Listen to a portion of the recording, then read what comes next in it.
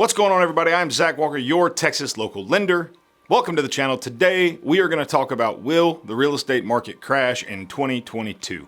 What should you expect from the real estate mortgage markets in the upcoming year? Be sure to stay tuned to the end. I'm going to share the secret of success.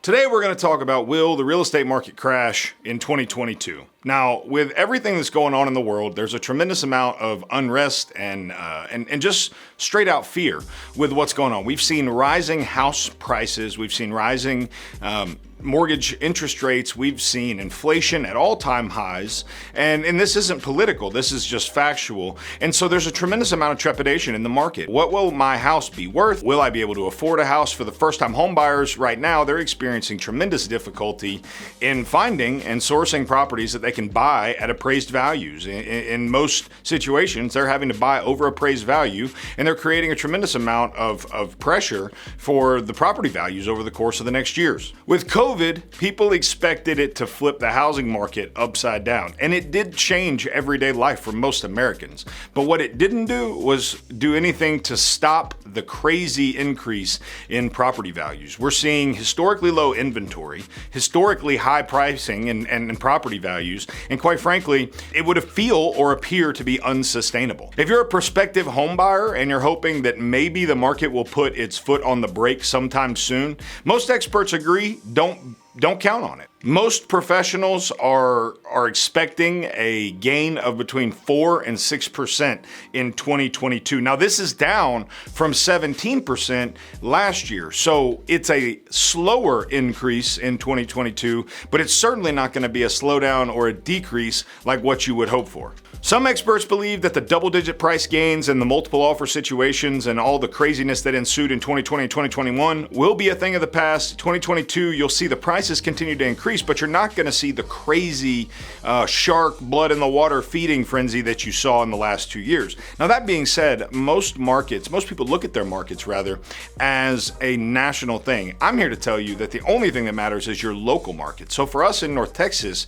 we live in an insular market, meaning that the jobs that are coming, the people that are moving, people moving out of California, out of Maine, out of some of the more outlying states and moving into the South, those numbers continue to rise. We do more out of state clients than we've ever done before. And so in our market, I expect the nonsense, the craziness, the just shark feeding frenzy to absolutely continue through 2022. Now, what are rates gonna do? Rates have slowly been inching their way up, but what if we see 4.5? What if we see 5? My parents took a loan at 14.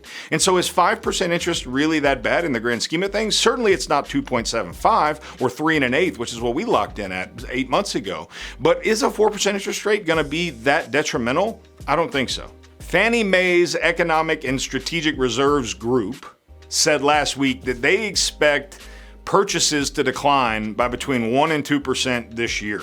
So you're going to see a slight decline in purchases, but is that because is nobody out there to purchase, or is that because there's no inventory for them to purchase? The most basic principle of Business 101 is supply and demand.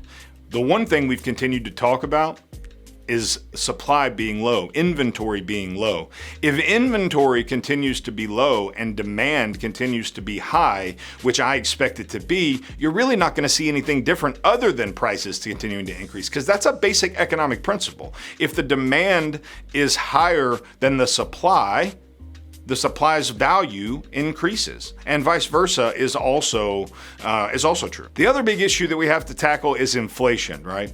And so inflation creates a negative customer sentiment, which will cause the market to cool off. Inflation is when the dollar becomes worth less and less and less and less and less, right? So they print more of it, there's more in circulation, and there's less value. And unfortunately, that's a direct impact of some of the policies that have happened over the last year and a half, 2 years. In the short term, I expect to see rising inflation and rising interest rates lead to customers being less excited, and that will always influence their economic decision. One thing that will contribute to continued demand and prices increasing is the availability of cash buyers, right? And so a lot of these people that are moving from California to Texas are leaving an economy where 1.5 million buys you what you can buy for 500,000 in Texas. And so as they sell and convert their equity to cash in California and bring it to Texas, they are very cash flow positive with a box full of cash. And it's very difficult to compete with an all cash offer when you have a financed offer going in on a home, especially in a bid war situation. So that's going to be something to contend with as we evaluate 2022. But back to the question at hand. Everybody talks about 08, right? And so what happened in 08 was easy, risky mortgages were available to those that didn't qualify. And that's not something we're dealing with currently. Currently, we're dealing with qualified candidates, but a lack of inventory. So the big question, are we going to see the housing bubble pop?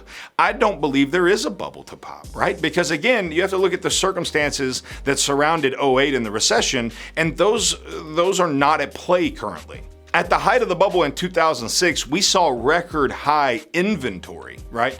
And so builders just kept building, pumping out houses, pumping out houses, pumping out houses. And that dynamic is not at play. As we've said multiple times, inventory is at an all-time low.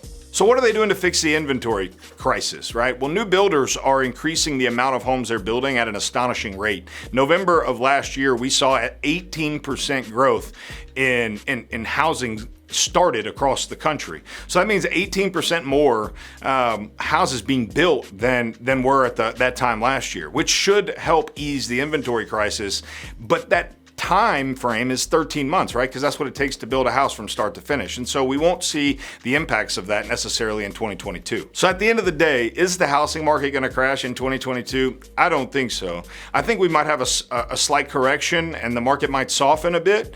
But at the end of the day, the bubble popping, the great secret, that's not going to happen because all the factors at play are not tangible here. They're not happening right now. Right now, you have a very different situation, and so it's going to lead us down a different path. And so we don't have to worry about the market crashing in 2022. There, you heard it here first. Make sure to smash that like button, subscribe to the channel, and stay tuned for more content from Texas Local Lenders. Have a great day.